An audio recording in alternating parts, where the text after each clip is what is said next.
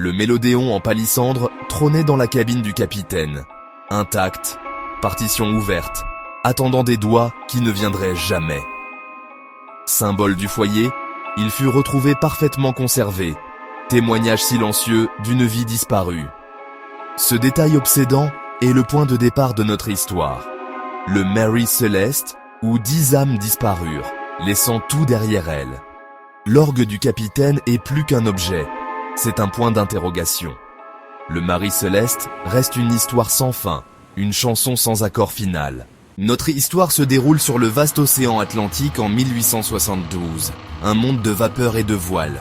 Le Mary Celeste, une brigantine à 2 mâts, était un navire robuste, connu comme un navire mouillé, mais marin.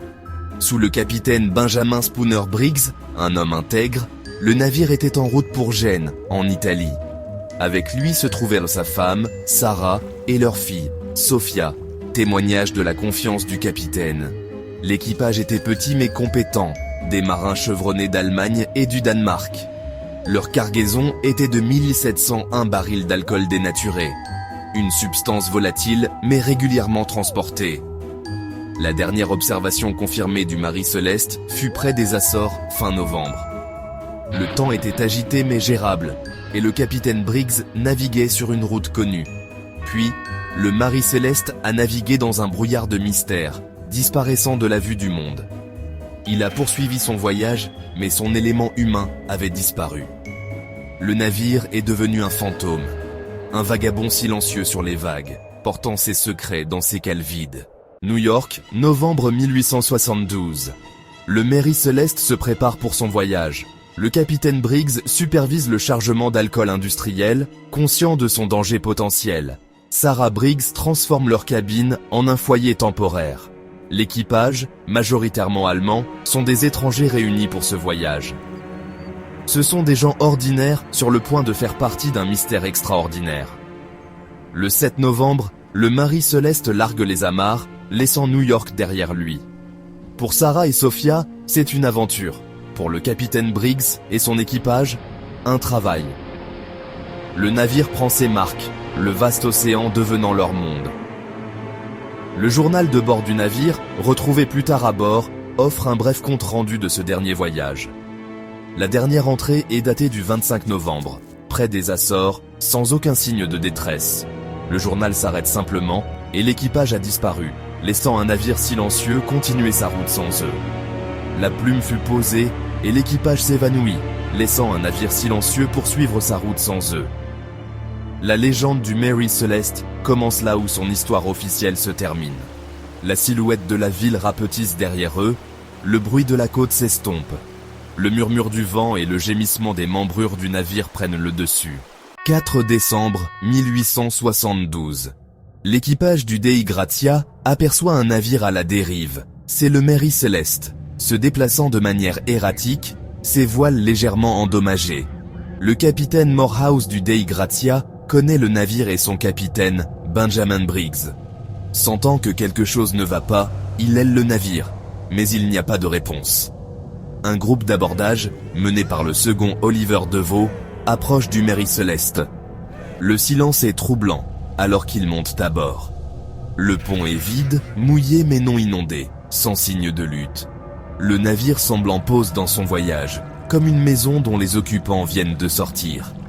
Deveau et ses hommes trouvent les affaires des marins, les provisions et la cargaison sécurisée.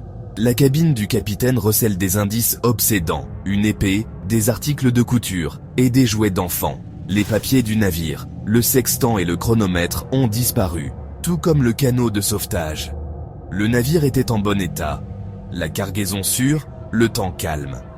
Pourquoi un capitaine expérimenté abandonnerait-il un navire parfaitement bon pour un canot de sauvetage ? Le Mary Celeste était un navire hanté par l'absence de son équipage. Chaque détail découvert ne faisait qu'approfondir le mystère. Le navire était navigable, prouvé par l'équipage du Dei Gratia qui l'a conduit à Gibraltar. Les effets personnels laissés derrière brossaient le tableau de vie interrompu. Le Mary Celeste était un navire parfait, à l'exception d'un défaut crucial. Il n'avait personne pour le naviguer. Le Mary Celeste était un tombeau flottant, hanté par l'absence de son équipage. Le navire était humide, avec de l'eau dans la cale, mais ce n'était pas inhabituel. Les pompes étaient en état de marche et auraient pu évacuer l'eau. Les effets personnels laissés derrière brossaient le tableau de vie interrompu. Des vêtements étaient étalés pour sécher, un repas à moitié mangé fut découvert. Ce n'étaient pas les actions d'hommes se préparant à quitter leur navire pour toujours. La normalité de la scène était terrifiante, suggérant un événement soudain. Le journal de bord du navire n'offrait aucun indice, sa dernière entrée étant banale. Les 10 âmes à bord du Marie Céleste cessèrent de communiquer avec le monde. Elles ont simplement disparu dans le grand silence de l'océan. Le Marie Céleste était un navire parfait, à l'exception d'un défaut crucial. Il n'avait personne pour le naviguer. L'enquête commença lorsque le Dei Gratia remorqua le Marie Céleste à Gibraltar. La cour vice-amirauté, dirigée par Frédéric Soliflude, était suspicieuse. Il soupçonnait l'équipage du Dei Gratia d'actes criminels, mais les preuves manquaient. L'attention se porta sur la cargaison, des barils d'alcool industriel. Peut-être que les émanations des barils qui fuyaient créaient un risque d'explosion. Le capitaine Briggs aurait pu ordonner une évacuation par précaution. Mais pourquoi emporter le chronomètre et le sextant du navire pour un court voyage? Le mystère demeurait, une explication logique était trouvée, mais incomplète. Quand la logique échoue, l'imagination se tourne vers l'inconnu. Le Marie Céleste devint un terrain fertile pour des théories au-delà du monde naturel. L'équipage aurait-il pu être victime d'une créature des profondeurs? Ou peut-être un glissement temporel? Un portail vers une autre dimension les a-t-il engloutis? Ce n'était pas des théories pour un tribunal, mais pour des conversations nocturnes. L'idée d'enlèvement par des extraterrestres fut également proposée, bien plus tard. Un vaisseau silencieux, en vol stationnaire, apparut, emportant l'équipage à bord. Ces théories surnaturelles soulignent les limites de notre compréhension. L'océan est vaste et profond, et nous en savons plus sur la Lune que sur ses recoins les plus sombres. Les murmures de monstres marins et de visiteurs extraterrestres sont des métaphores du mystère. Pour en revenir au domaine du possible, plusieurs théories fondées ont été débattues.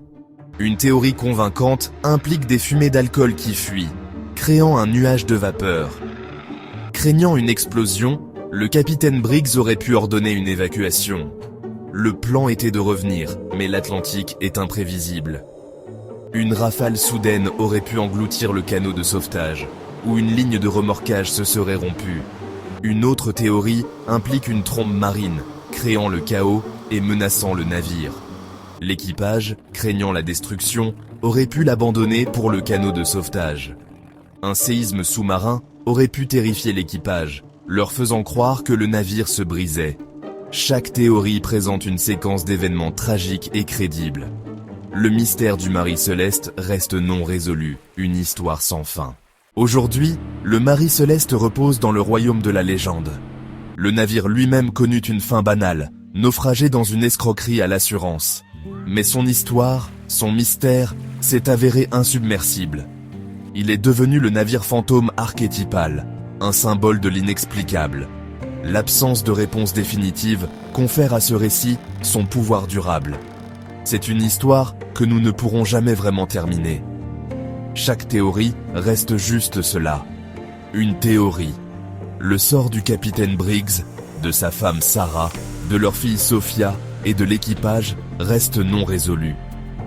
Leurs derniers instants sont perdus dans l'océan, leurs voix réduites au silence pour toujours. Le Marie Céleste est plus qu'un événement historique, c'est un folklore moderne. La fascination réside dans son ambiguïté parfaite et glaçante. Il nous rappelle le pouvoir de la nature et la fragilité de la vie humaine. Le navire vide, naviguant silencieusement, représente l'ordre sans l'humanité. Le voyage du Marie Céleste continue, à jamais à la dérive dans une mer de questions. L'histoire du Marie Céleste n'a pas de fin, car le mystère est la destination.